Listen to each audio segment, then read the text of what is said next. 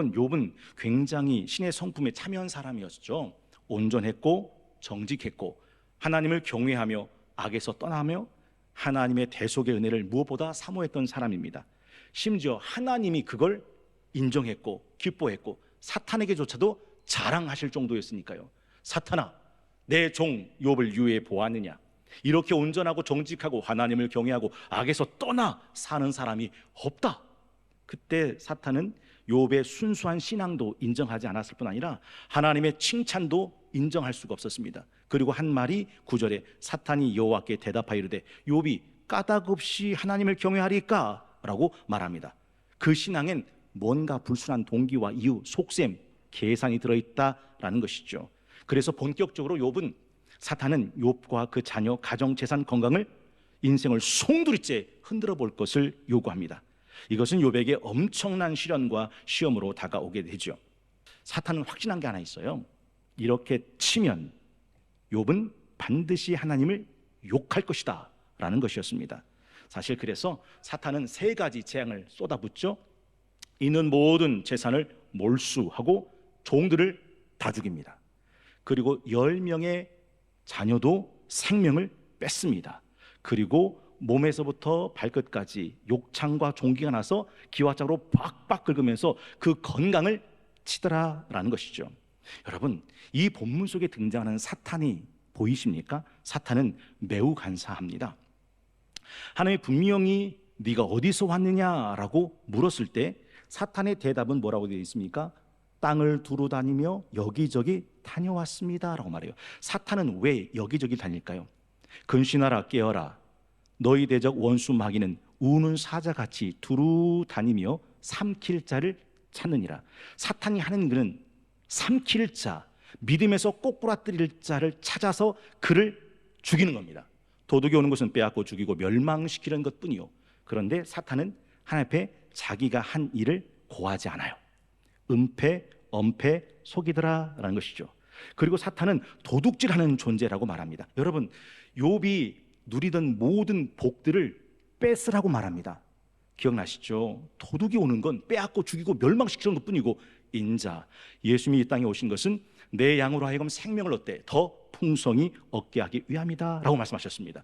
또 사탄은 끈질기더라라는 거죠. 여러분, 이 욥을 치기 위해서 사탄이 얼마나 끈질기게 노력했는지를 여러분 보이십니까?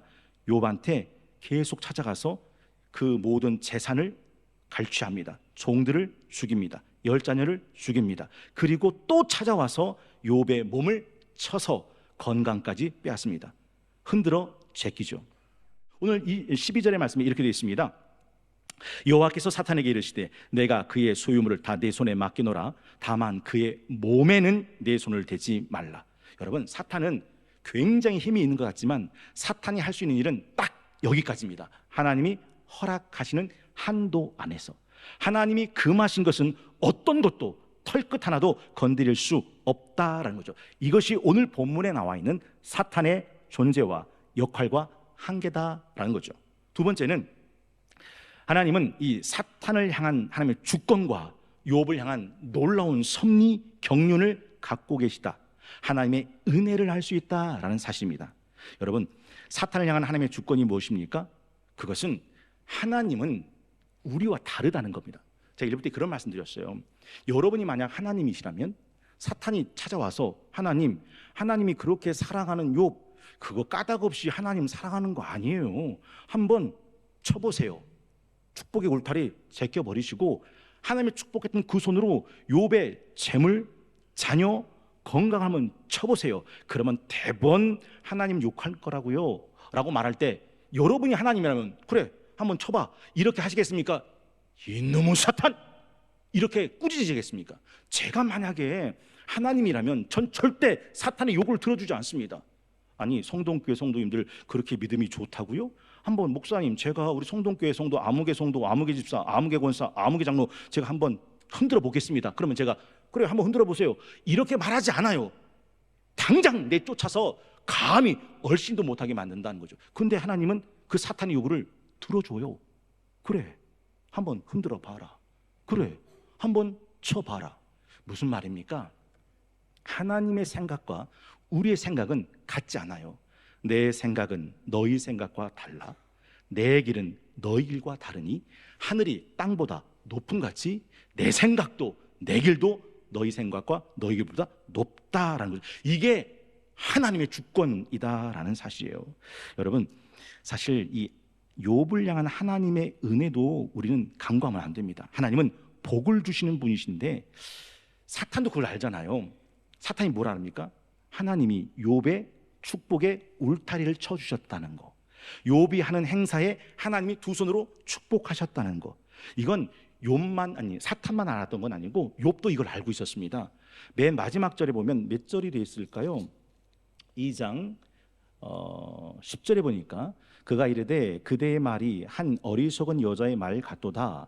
우리가 하나님께 뭘 받았은즉 복을 받았은즉. 그러니까 욥은 자기가 누렸던 그 모든 것들, 재물의 축복, 종의 축복, 열장의 축복, 명성의 축복이 내가 땀 흘려 일한 내 소득이라고 생각한 것이 아니라 내 손으로 벌어들인 것이라고 생각한 것이 아니라 하나님이 내게 주신 복이라고 생각했다라는 거죠.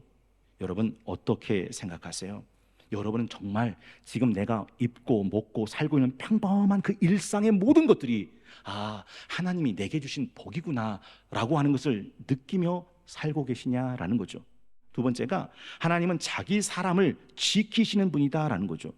목사님, 하나님이 소유물을 열 자녀를 몸, 뼈, 살을 치게 만드셨잖아요.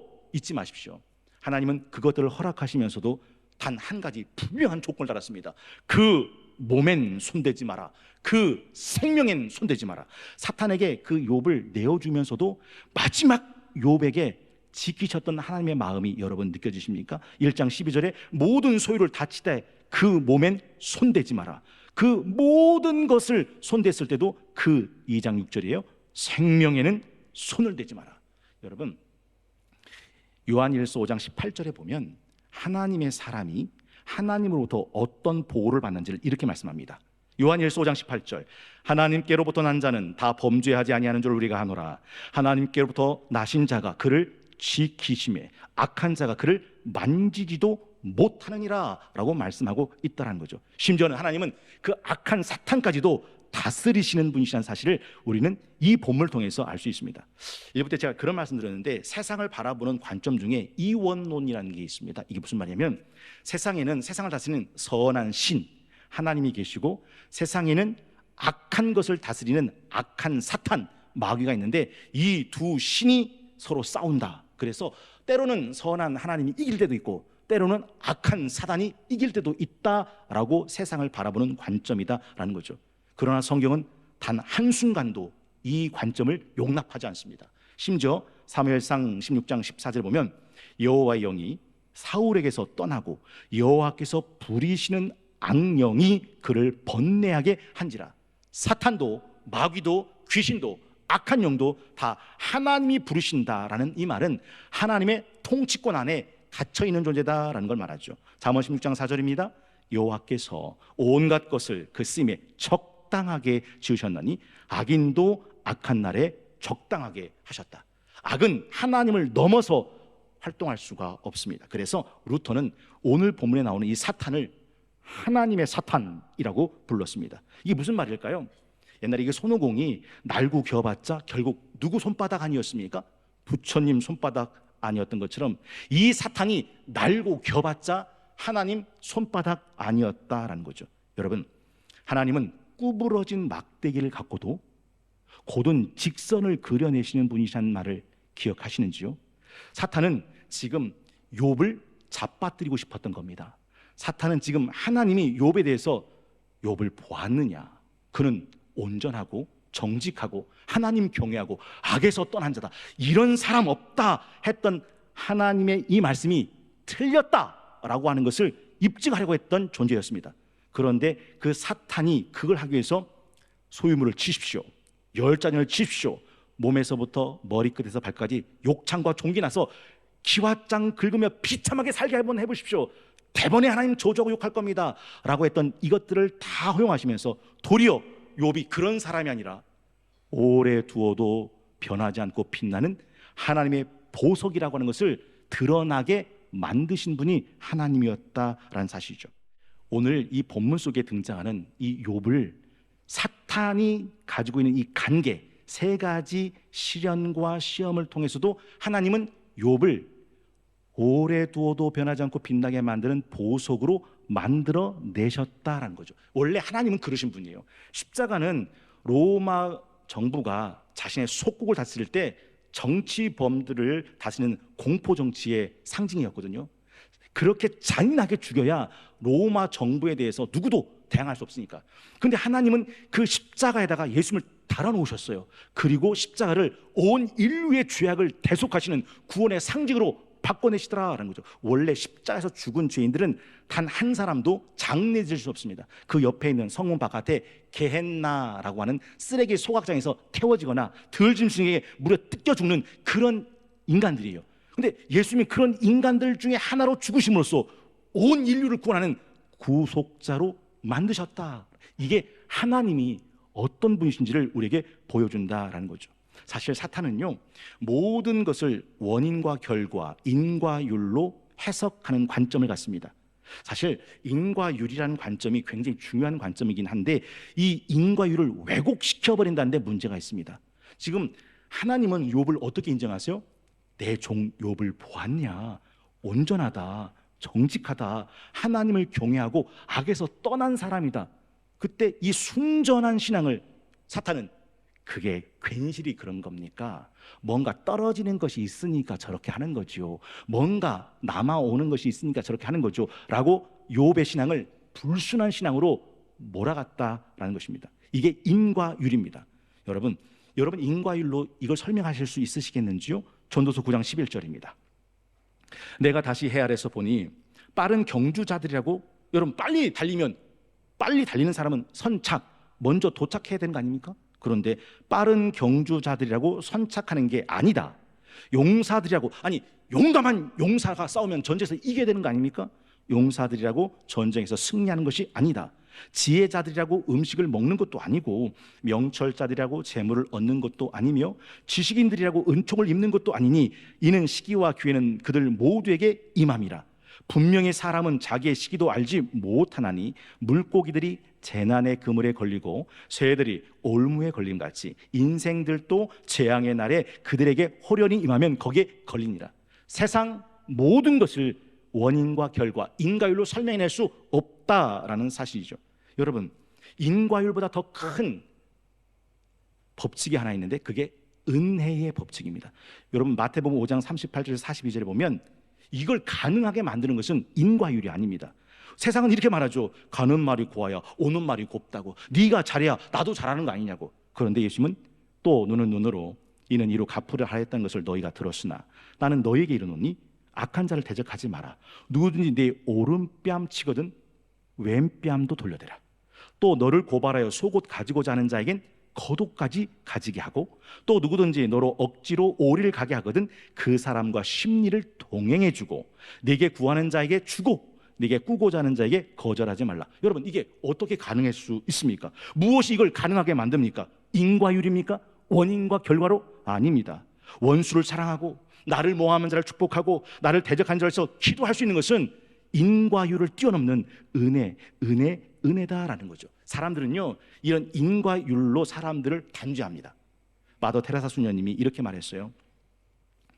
사람들은 때로 믿을 수 없고 앞뒤가 맞지 않고 자기 중심적입니다. 그럼에도 불구하고 그 사람들을 용서하십시오.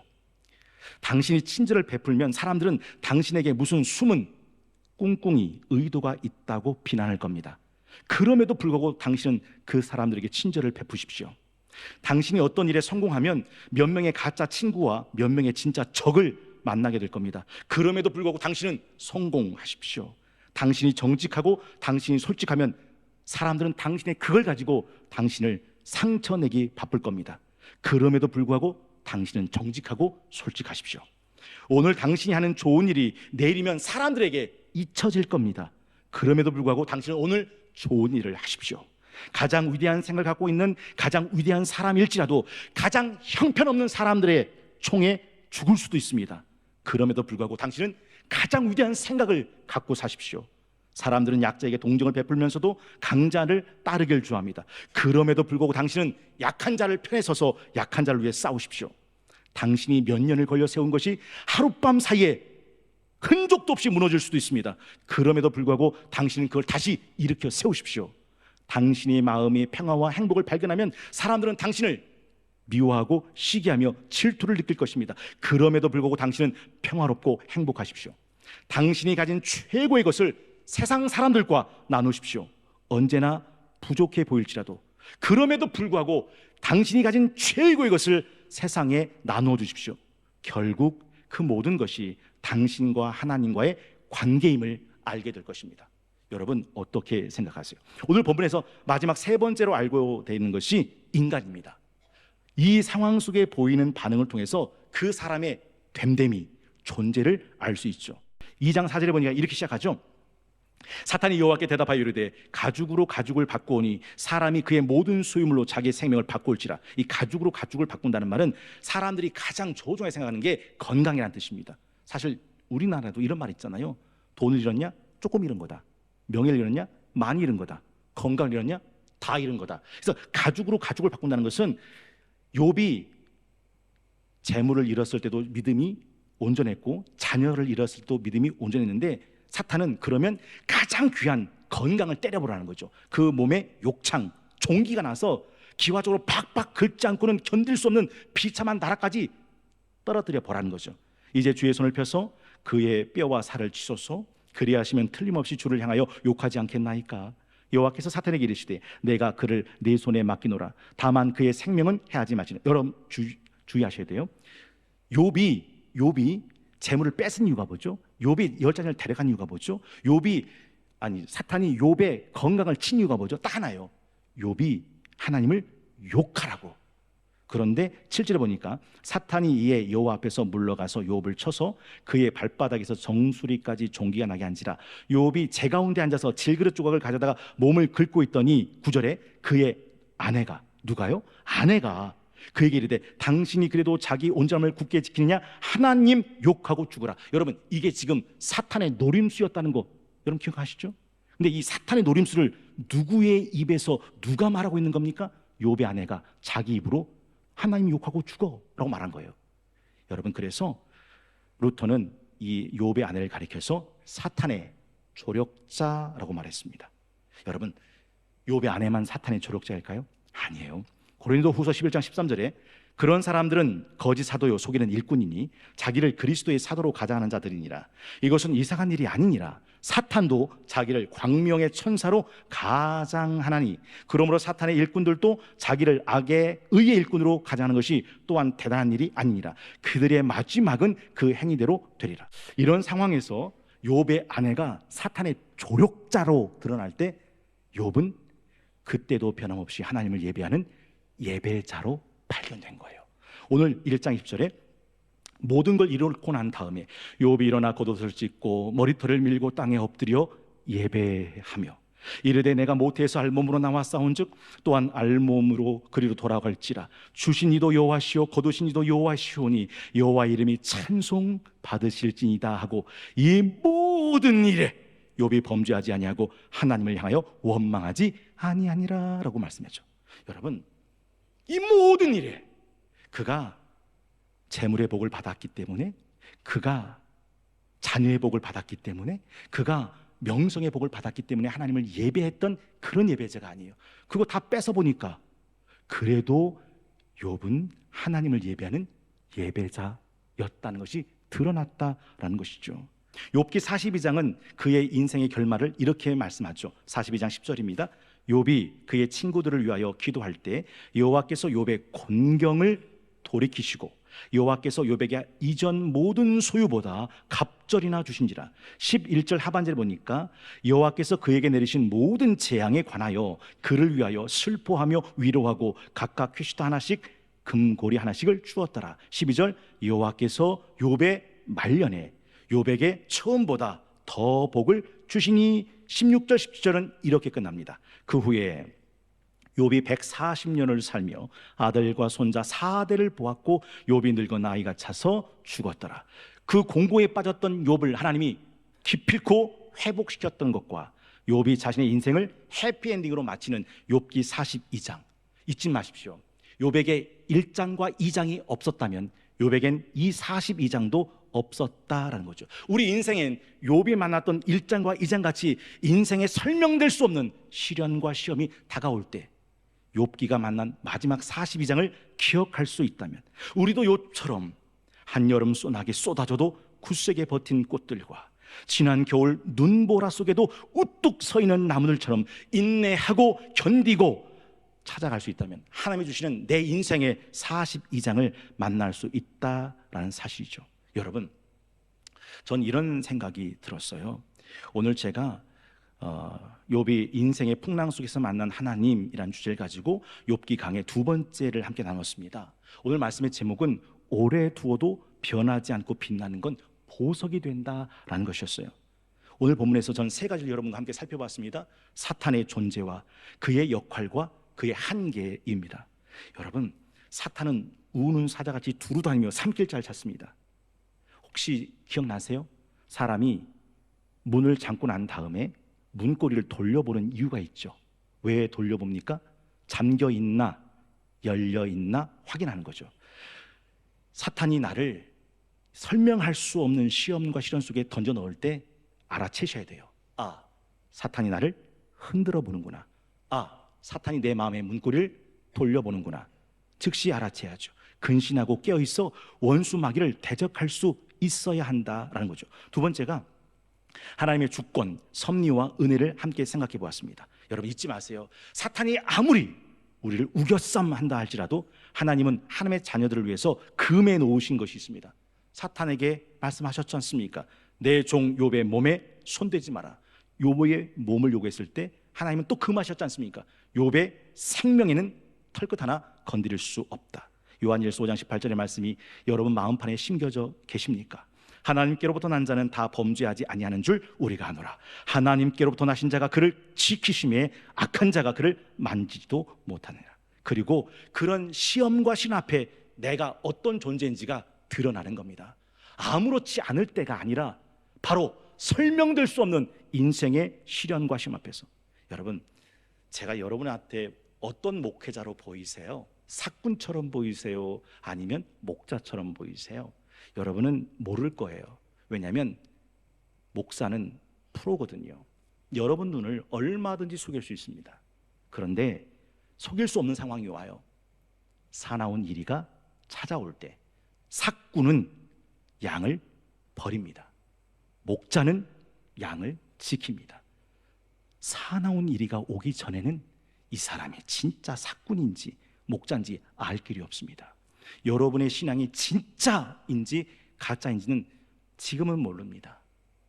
모래 위에 지은 집이나 반석 위에 지은 집이나 보이긴 똑같은 집이죠. 문제는 비가 오고 바람 불고 창수나면 모래 위에 지은 집은 무너져 내림이 심합니다. 코로나 때 한국교회 절반이 반토막 날아갔다는 거 여러분 아시지 않습니까?